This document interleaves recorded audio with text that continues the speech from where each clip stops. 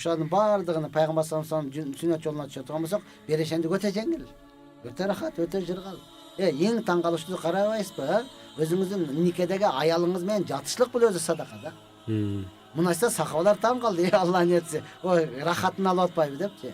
Деген айтты, кандай ойлойсуңар деди. Ошону эле никесиз жатса күнөө болобу деп. Ооба, күнөө болот. Демек сен никең менен жатып атсаң бул садака деди да. Мына ошондуктан урматтуу туган, бул садаканы биздикилер көпчүлүк айтпайт да. Бул деле садака. Ошого дагы толук көңүл буруп айтын, көңүл буруш керек. Чубак ажы устазыбыз көп айтат эле раматылык. Чала өлгөн жыланына калтырып койбо депчи. Анын толугу менен кылат болсоң, бул өзү садака да. Мына ошол көңүл буруп, бул дагы берешендикке алып келе турган нерсе. Көңүл бурбайбыз да, майда деп туруп этибарга албайбыз. Пайгамбарыбыз айтып атат, силер төмөн санабагыла деп айтып атат. Ошондон эч качан төмөн санабастан, ушунун баардыгын көңүлгө алып туруп, эмне кылайлы? Баардыгыбыз аракет кылайлы. Иншалла Аллах Таала баардыгыбызды берешендеден кылсын. Аллах разы болсун. Кадырман телекөрүүчүлөр, бизге WhatsApp аркылуу суроолоруңузду берсеңиздер болот. Бизде дагы алдыда жарым сааттык убактыбыз бар. 0705 96 94 41 0705 96 94 41 номерлерине суроолоруңуздарды берсеңиздер, буюрса устазыбыз атайын ошо суроолоруңуздарга жооп берейин деп келген. Устазыбыздын өзүнөн жооп алып беребиз, Кудай буйруп насип кылса. Мына жогоруда WhatsApp номерибиз дагы турат. Анан устаз ушул бай элек кезде, кедей кезинен баштап өзүн садака берүүгө тарбиялабаса дейт, ал кийин байыганда такыр бере албай калат дейт да. Ошол кантип өзүн тарбиялап барыш керек?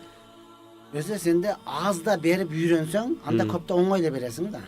Аз да канчалык болот болсо, ошону тең болбосо да 3төн 1-ни берип үйрөн. Өзүңдө барыны чыгарып үйрөнө турган болсоң, көп да бериш оңой болот. Кээ-бирөөлөр айтып коет да, "Ана баягы барсам бербей койду, менде болгондо төгүп салмакмын." Жок, сенде болбойт ол өзүчү. Сенде болбойт ол. Сенде болуш үчүн ошол бар нерсеге шүгүрчүлүк кылган, өзүң аз болсо дагы берип үйрөнгөн. Албетте Аллах Таала айтат, "Сен 1ди берсең, мен 10ду берем." Бизде Кудайга шүгүр иманыбыз бар, бирок толук ишеним жок болуп атат да. Байлыгыбыз дагы бар, бирок берекеси жок болуп атат да. Илимибиз дагы бар, бирок амал жок болуп атат да бүгүнкү. Ошондон айтылган сөзгө мен дагы башка дагы амал кылсак, байлыгыбыздан бар нерсени бере турган болсок, бөлүшкөндү билсек, иншалла бул оңой деп бат эле. Кадырман телекөрүүчүлөр, жогоруда WhatsApp номерлерибизге суроолоруңуздарды жөнөтсөңүздөр болот. 0705 96 94 41 номерлери WhatsApp номер. Бизде суроолоруңуздарды жөнөтүп жооп алганга шашылыңыз деп чакырып өтөлү. Бүгүн биз берешендик, Аллах жолунда берешен бол деген темада сөз кылып атабыз. Ал эми студиясынын коногу Бактияр Ажы Шарапов устазыбыз. Анан устаз ушул садаканын түрлөрүн айтып берсеңиз, устаз, берешендиктин түрлөрүн. Ооба, берешендиктин түрлөрү албетте негизинен урматтуу байларга койлору 40тан ашкандан кийин, кой майда мал боло турган болсо, кой 40тан ашкандан кийин анын зекетин беришлик бул фарыз болуп эсептелинет. Уй 30дан ашкан болсо, анын зекетин беришлик фарыз болуп эсептелинет. Эми булар албетте байларга. Акчасы бүгүнкү күндө 200 миң сомдон ашкан болсо, аларга зекетин бериш керек. 40тан 1-ни деген сөз. Калган инсаният ар бирөөсү күнүгө жок дегенде урматтуу туган, ошол 360 садака беришлиги бул өзүнүн өмүрүнө, өзүнүн ден соолугуна, өзүнүн жашоосуна пайда боло турган нерсе. Эми урматтуу туган, чынында эле берешендик дегенде бул жана биз айтып өттүк, өзүңүздүн үй бүлөңүзгө эң биринчи ошол жактан баштаңыз. Үй бүлөңүз ачка отуруп, тилемчилеп отуруп, анан сиз өзүнчө башка бирөөгө деле ой боло бербеңиз. Андан дагы өткөн эң негизгisi урматтуу, карызыңыз барбы? Эң биринчи карыздан кутулуунун аракетин кылың. Биякта карызыңыз толуп жатат, аркаңызда адамдар кууп жүрөт, а сиз болсо садака берип жүрөсүз. Мындай нерселер албетте баледен кутуруп, ал сизди тута албай турушу мүмкүн. Бирок эмне болот? Сиз карызыңыз мойнуңуздагы милдет, аны беришиңиз керек. Ал эми садака адам тандабайт. Садака адам тандабайт, кимге кааласаңыз каалагандай бере бересиз. Берсеңиз сообун аласыз, берсеңиз баледен кутуласыз, берсеңиз ден соолугуңуз таза болот, бербесеңиз албетте күнөөкөр болбойсуз. Бул адам тандабайт. Кээ-бир айткан цигандарга бербеш керек. Жок, бересиңби, бербейсиңби, ал өзүңдүн каалооң. Берсеңиз сооп алдыңыз, бербесеңиз күнөөкөр болбойсуз. Кече Баткендеги тополоңдон кийин дагы бир шеригибиз айтты эле, цигандарга дегеле бере бериш керек экен, лөлүлөргөчү. Неге биз кыйналганда кайтарып берет экен депчи. Мына ошондой урматтуу туган, кыйналып аткан болсо бүгүн сизде бар, эртең жок болушу мүмкүн. Бирок ушуну түшүнүшүбүз керек, байлык бул мурат эмес, жоктук уят эмес. Байлык бул максат эмес, булчу топтоп алып туруп анан евро роман кылып алып туруп өзүңдү тупикке тыгыш, бул максат эмес, урматтуу. Жокпу, жоктук уят эмес. Бирок жок деп эле суроонун эшигин ачып албаңыз. Оңой жумуш экен, сурасам бере берет экен, дамыл ушуну жакшы айтты, жакшы болот экен эми деп эле келе бербеңиз. Акыйкатта урматтаган, өзүңүздү Алла менен байлап туруп, инсандардан алысыраак болсоңуз, инсандан сураш чынында эле өлүм да. Алла Таала эч бир инсанга муктаж кылбасын. Инсанды инсанга муктаж кылбасын. Өлүм менен сурашчы. Аллахтан сураш өтө жеңил да.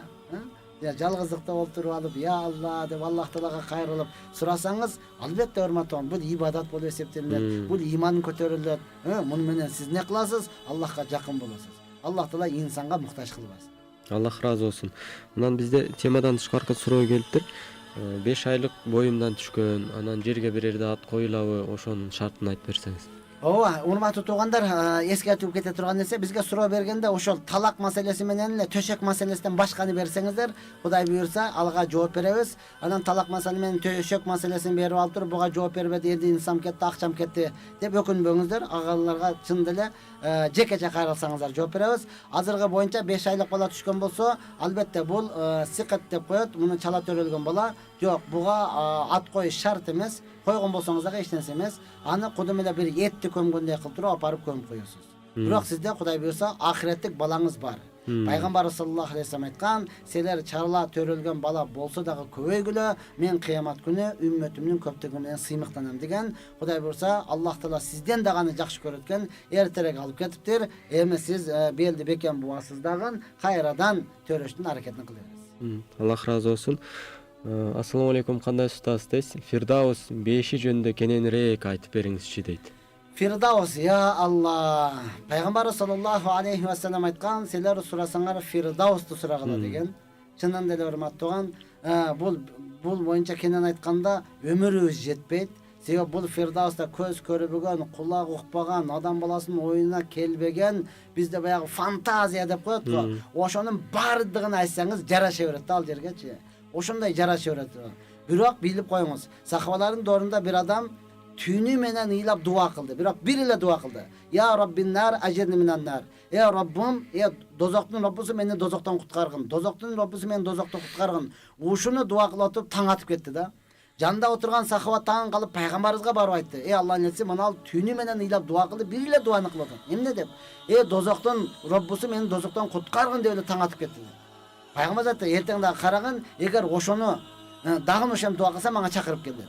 Караса кичине уктамыш болуп эле кайра таң атканча ыйлап дуа кылып атат, бир эле дуа. Дозоктун Раббысы мени дозоктон куткаргын деп таң атып кетти да. Анан айтты, сизди пайгамбар чакырат. Пайгамбар жанына келгенде пайгамбар айтты, Аллахтын пендеси, ушунчалык сурайт экенсиң, сен бейишти кошо сурабайсыңбы десе, сахаба айтат, Алланын элчиси бейишти сураганга менин бетим